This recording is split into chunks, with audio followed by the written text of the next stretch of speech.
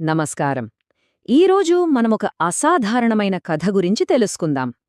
అపారమైన శక్తి, అచంచలమైన సేవ, పూర్తి విశ్వాసం ఇవన్నీ కలిస్తే ఎలా ఉంటుందో హనుమంతుడి కథ మనకు చూపిస్తుంది.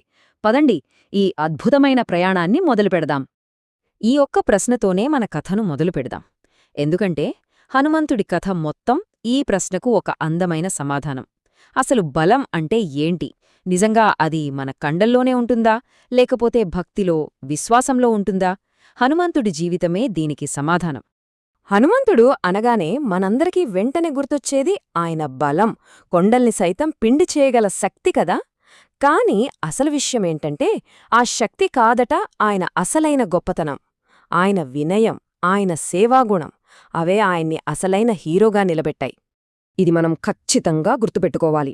హనుమంతుడి శక్తికి మూలం భక్తి, అహంకారం అస్సలు కాదు. తను చేసేదంతా, తన శక్తి అంతా తన ప్రభువైన రాముడి సేవకే అని నమ్మాడు. తనది అని ఎప్పుడూ అనుకోలేదు. ఆ ఒక్క ఆలోచనే కదా ఆయన్ని అంత గొప్పవాణ్ణి చేసింది. సరే, ఇంతకీ ఇంత శక్తి ఎలా వచ్చిందాయనకి? ఈ ప్రశ్నకు జవాబు కావాలంటే మనమాయన చిన్నప్పటికి వెళ్ళాలి. అసలాయన పుట్టుకే చాలా ప్రత్యేకం. ఆయన వాయుపుత్రుడు. అంటే గాలికి ఉన్న వేగం, బలం అవన్నీ ఆయనకి పుట్టుకతోనే వచ్చాయన్నమాట. ఆ పైన దేవతలందరూ ఆయన్ని దీవించారు. ఏ ఆయుధం కూడా గాయపరచలేదు, చిరంజీవిగా ఉంటావు, ఇలా బోలెడన్ని వరాలిచ్చారు. వాటన్నిటితో ఆయన ఒక రకంగా అజేయుడైపోయాడు. ఆయన చిన్నప్పుడెంత అల్లరో, ఎంత శక్తివంతుడో చెప్పడానికి ఈ ఒక్క కథ చాలు. ఒకసారి ఆకలేసిందట. ఆకాశంలో ప్రకాశిస్తున్న సూర్యుణ్ణి చూసి అదేదో పండు అనుకున్నాడు. అంతే, వెంటనే దాన్ని అందుకోవాలని ఆకాశంలోకి తోకేశాడు. ఒక్కసారి ఊహించుకోండి, ఒక చిన్న పిల్లాడిలో ఎంత అపారమైన, అదుపులేని శక్తి ఉందో. చూడండి, శక్తి అయితే ఉంది, కాని దాని ఏం చేయాలో, ఎటువైపు నడిపించాలో తెలీదు. ఒక లక్ష్యమనేది లేదు. అలాంటి సమయంలో శ్రీరాముణ్ణి కలవడం బహుశా హనుమంతుడి జీవితంలోనే అతి పెద్ద మలుపు. కథ ప్రకారం రాముడు సీత కోసం అడవుల్లో తిరుగుతున్నప్పుడు సుగ్రీవుణ్ణి కలుస్తాడు.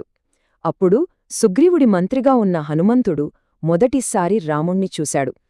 ఆ క్షణం, ఆ ఒక్క క్షణంలోనే తన జీవితానికి ఒక అర్థం దొరికిందని, తను ఎవరికోసం పుట్టాడో ఆ స్వామి దొరికాడని ఆయనకి తెలిసిపోయింది.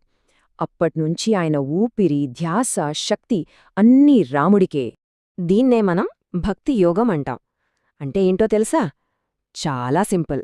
మనం ఏ పని చేసినా నేను చేస్తున్నాను అని కాకుండా నా స్వామి కోసం చేస్తున్నాను అనుకోవడమే. ఇందులో నేను అనే అహంకారముండదు. కేవలం సేవ, ప్రేమ మాత్రమే ఉంటాయి. హనుమంతుడు చేసిన ప్రతి అద్భుతం వెనుక ఉన్న అసలు సీక్రెట్ ఇదే. ఆయనెప్పుడూ అనే మాట ఇదే: నా ఈ జీవితం, నా బలం, నా ఆలోచన ఏదీ నాది కాదు. ఇవన్నీ నా స్వామి పనికోసమున్న సాధనాలు మాత్రమే అని. తన శక్తిని ఎప్పుడైతే ఇలా రాముడికిచ్చేశాడో అప్పుడే ఆయనకు అనంతమైన శక్తి వచ్చింది. అంటే వినయమే ఆయన్ని ఇంకా ఇంకా శక్తివంతుణ్ణి చేసింది. సరే, రాముడికి తన భక్తిని చూపించే అవకాశం హనుమంతుడికి వెంటనే వచ్చింది. కాని అది ఏమంత తేలికైన పని కాదు. రావణుడు ఎత్తుకెళ్లిన సీతమ్మను వెతకాలి. ఇది అక్షరాలా అసాధ్యమైన పని. ఇక్కడి నుంచే హనుమంతుడి అసలు ప్రతాపం మొదలవుతుంది. ఇక్కడ మనం గమనించాల్సింది ఏంటంటే ఇది కేవలం బలంతో చేసిన పని కాదు. హనుమంతుడు ఒక మంచి లీడర్గా, ఒక స్మార్ట్ ప్లానర్గా మనకు కనిపిస్తాడు. ముందుగా వానర సైన్యాన్ని ఒకటి చేశాడు, వాళ్లలో ధైర్యాన్నింపాడు. ఆ తర్వాత దారిలో ఎన్నో అడ్డంకులను కేవలం తెలివితో దాటాడు. చివరికి సీతమ్మ లంకలో ఉందని తెలుసుకున్నాడు. 100 యోజనాలు అంటే దాదాపు 800 మైళ్లు సముద్రాన్ని దాటాలి. అప్పుడు ఆయన వెనక్కి తగ్గలేదు. తన శరీరాన్ని ఒక కొండంత పెంచి జై శ్రీరామ్ అని నినదిస్తూ ఆకాశంలోకి ఎగిరాడు. ఇది కేవలం భౌతికమైన ఎగరడం కాదు, ఇది అసాధ్యం మీద విశ్వాసం సాధించిన విజయం. లంకలో మనకు 2 రకాల శక్తులు కనిపిస్తాయి. ఈ పోలిక మొత్తం కథకు ప్రాణం. ఒకవైపు హనుమంతుడి శక్తి, ఇది భక్తి నుండి వచ్చింది, సేవ కోసం, రక్షణ కోసం వాడబడింది. మరోవైపు రావణుడి శక్తి, ఇది అహంకారం నుండి వచ్చింది, అధికారం కోసం, నాశనం కోసం వాడబడింది. దీన్ని బట్టి మనకేమర్థమవుతుంది? శక్తి అనేది మంచిది కాదు, చెడ్డది కాదు. దాన్ని వాడే ఉద్దేశమే అంతా నిర్ణయిస్తుంది. అంతేకాదు, లంకలో ఆయనొక యోధుడిలా మాత్రమే ప్రవర్తించలేదు. ఒక రాయబారిలా వెళ్లి సీతమ్మకు ధైర్యం చెప్పాడు. రాముడి ఉంగరమిచ్చి ఆశను నింపాడు. ఒక గూఢచారిలా లంక బలహీనతల తెలుసుకున్నాడు. వెళ్తూ వెళ్తూ లంకను కాల్చి రావణుడికొక చిన్న ట్రైలర్ చూపించాడు. ఇవన్నీ ఆయన తెలివికి, ధైర్యానికి నిదర్శనం. ఈ సంఘటనల వల్లే హనుమంతుడు కేవలం ఒక పురాణ పాత్రలా మిగిలిపోలేదు, ఒక శాశ్వతమైన స్ఫూర్తిగా నిలిచాడు. ఆయన కథ ఇప్పటికీ మనల్ని ఎందుకు అంతగా ప్రభావితం చేస్తోందో ఇప్పుడు చూద్దాం. ధైర్యం, విధేయత, వినయం, నిస్వార్థ సేవ, ఈ మంచి గుణాలన్నిటికీ కేర్ ఆఫ్ అడ్రస్ హనుమంతుడు. ఎంత కష్టంలోనైనా సరే వెనక్కి తగ్గని ధైర్యం, తన స్వామి పట్ల సంపూర్ణ విశ్వాసం, కొండల్ని ఎత్తగల బలమున్నా ఎంతో వినయంగా ఉండటం. అందుకే ఆయన పాత్ర ఎప్పటికీ మనకొక ఆదర్శం. ఈ ఒక్క మాటతో మొత్తం కథ సారాంశం చెప్పేయొచ్చు.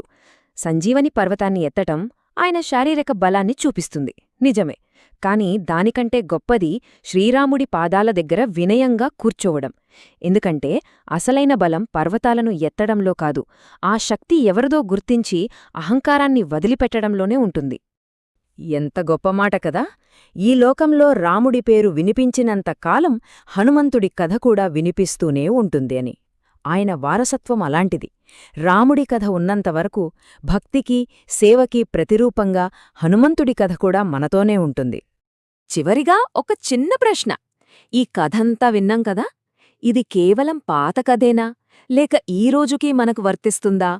మన చుట్టూ ఉన్న ప్రపంచంలో, మన పనుల్లో ఆ నిస్వార్థ సేవను, ఆ భక్తిని మనం ఎలా చూపించగలం?